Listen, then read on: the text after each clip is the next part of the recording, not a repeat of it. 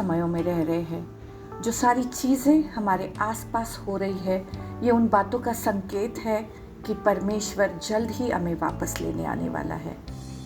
We are living in the end times and we can see things which are happening around us proclaim that Jesus is coming soon. The prophecies mentioned in the Bible are coming to pass, and this is the indication that Jesus is coming soon to take us. आज हमें ये बातों को सोचना है, क्या हम परमेश्वर के लिए तैयार हैं? Have we prepared ourselves to meet our Lord? इस वीडियो में मैं शेयर करना चाहती हूँ कि किस तरह हमें अपने आप को परमेश्वर के आने के लिए तैयार करना है। I want to share with you how we can prepare ourselves and get ready to meet our Lord. सबसे पहली बात तो हमारे आसपास जो चीज़ें हो रही है, जो हम न्यूज़ में देखते हैं, सुनते हैं, जो हम एक्सपीरियंस कर रहे हैं इन दिनों में, उस पर ध्यान देना छोड़ देना चाहिए। We should stop paying attention on what's happening around us.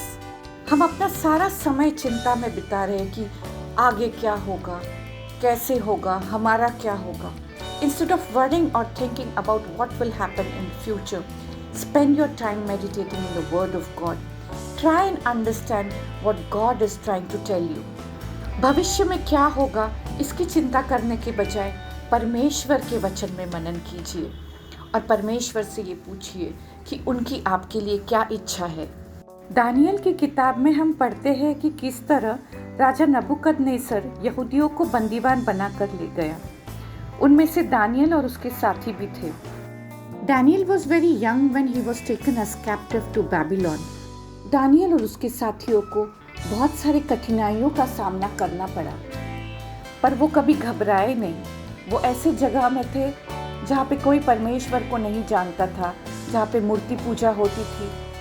ऐसे वक्त पे भी दानियल और उसके साथियों ने परमेश्वर का साथ नहीं छोड़ा।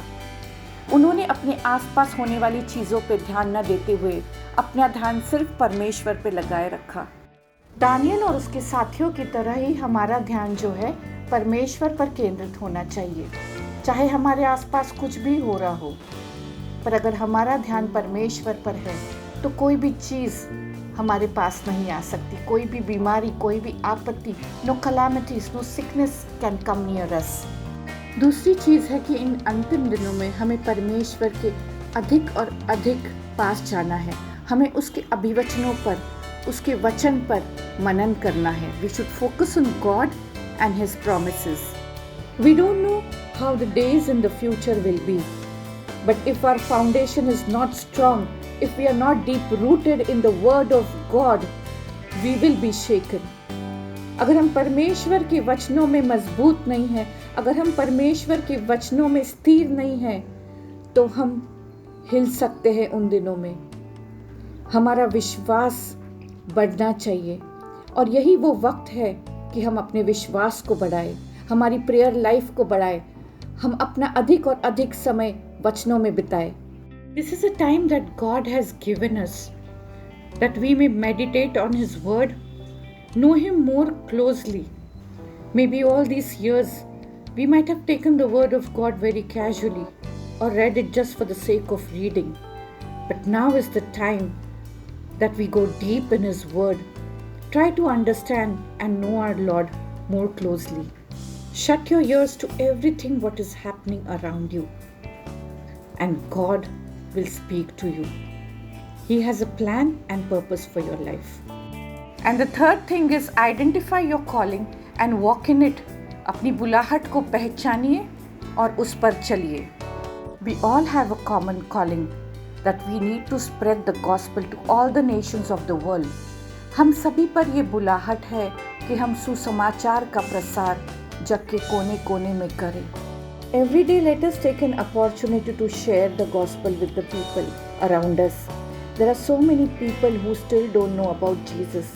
They might be our neighbors, our colleagues, our friends and even our relatives. हर दिन हमें अवसर ढूंढना है कि जहां हम परमेश्वर का सुसमाचार का प्रसार कर सकते हैं। बहुत सारे लोग हमारे बीच में ऐसे होंगे जिन्होंने प्रभु यीशु के बारे में अभी तक सुना नहीं होगा। हम उनके साथ प्रार्थना कर सकते हैं, उन्हें वचन के बारे में सुना सकते हैं। We are the salt of the earth and light of this world. There are still many people who are living in the darkness, and we need to bring them in the light. People have lost their hope. There is so much pain, hardships. People are running at wrong places to find peace. This is the time that our light should shine. आज परमेश्वर की नज़र हम सब पर है. वो ऐसे लोगों को ढूंढ रहा है जो उसका काम करने में तत्पर हो, जिन पर बोझ है खोई हुई आत्माओं के लिए. People who have burden for the lost souls. वो ऐसे लोगों को ढूंढ रहा है जो हमेशा तैयार है. It is not God's desire that anyone should perish, but everyone should have an eternal life.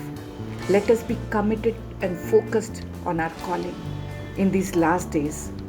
और चौथी चीज़, हमें एक दूसरे को वचन के द्वारा प्रोत्साहित करना है और मजबूत करना है. We need to encourage each other through the word of God. आज दुनिया में जो सारी चीज़ें हो रही हैं, उन्हें देखकर काफ़ी लोगों के मन में डर बैठ गया है. पर हमें डरने की ज़रूरत नहीं है, क्योंकि हमारा यहोवा परमेश्वर हमारे साथ है. बहुत से विश्वासी भी डर का सामना कर रहे हैं. सभी के मन में ये सवाल है कि आगे क्या होगा, आने वाले कठिन समय में किस तरह हम अपना जीवन बिताएंगे. हमें इस समय लोगों के विश्वास को बढ़ाना है, उन्हें वचन के द्वारा धीरज देना है. This is the hour where we need to spend more time in fellowship, interceding for one another. ये समय है कि हम एक दूसरे के साथ सहभागिता में अपना समय बिताएं, एक दूसरे के लिए प्रार्थना करें. हम प्रेरितों में पहले की कलीसिया के बारे में पढ़ते हैं. लोग प्रतिदिन एक मन होकर मंदिर में इकट्ठे होते थे और घर घर रोटी तोड़ते हुए आनंद और मन की सिधाई से भोजन करते थे और परमेश्वर की स्तुति करते थे, और सब लोग उनसे प्रसन्न थे. आज परमेश्वर ऐसी कलीसिया को ढूंढ रहा है जो एक दूसरे का बोझ उठा सके, जो लोगों को वचन में बढ़ा सके. It is time for us to act now. We have done enough watching. We have heard many sermons, testimonies of God's servants. Now we have to be the world changers. Remember, God has given you all the power and authority. अब वो समय नहीं रहा कि हम सिर्फ संदेश सुने या परमेश्वर के महान सेवकों की गवाहियाँ सुने. ये समय है कि हम परमेश्वर ने जो हमें अधिकार दिया है उसका उपयोग करें. यीशु ने कहा है कि तुम मुझसे अधिक बड़े काम करोगे, और यही समय है कि हम परमेश्वर के राज्य में काम करें. आइए हम परमेश्वर के आने की तैयारी करें. हम उसके साथ अपना अधिक से अधिक समय गुजारें, खोई हुई आत्माओं को परमेश्वर के राज्य में लाएं और एक दूसरे को वचन में दृढ़ करें. God bless you all. परमेश्वर आपको आशीष दे. आइए हम प्रार्थना करें. धन्यवाद प्रभु परमेश्वर इस समय के लिए कि तूने मुझे ये मौका दिया कि मैं अपने प्रियजनों से इस वीडियो के द्वारा बात कर सकूं. परमेश्वर, आपका आना कितना नज़दीक है ये हम महसूस कर सकते हैं. हमें तू तैयार कर, हमारा मार्गदर्शन कर, और किस तरह हम आत्मिक उन्नति कर सकते हैं ये तू हमें समझा. हमें तू अपने राज्य की बढ़ोतरी के लिए इस्तेमाल कर. Lord, we claim the Joel 2:28 prophecy on us. We are that blessed generation who is going to witness the coming of our Lord. Lord, let we rise in the prophets, in preachers and prayer warriors in this end time. Sanctify us and make us holy. प्रभु, इस video द्वारा लोगों को तू आशीषित कर. हर एक जिसके मन में भविष्य को लेकर चिंता है, भय है, उसे तू निकाल दे और उनके विश्वास को तू बढ़ा. प्रभु, हम अपनी परिस्थिति पर नहीं परंतु तेरे वचनों पर विश्वास रखें, ऐसा होने दे. हर एक से तू बातें कर और हर एक के मन में प्रेम और शांति को उंडेल दे. यीशु के पवित्र नाम से मांगती हूँ, सुनिए और ग्रहण कीजिए. आमीन.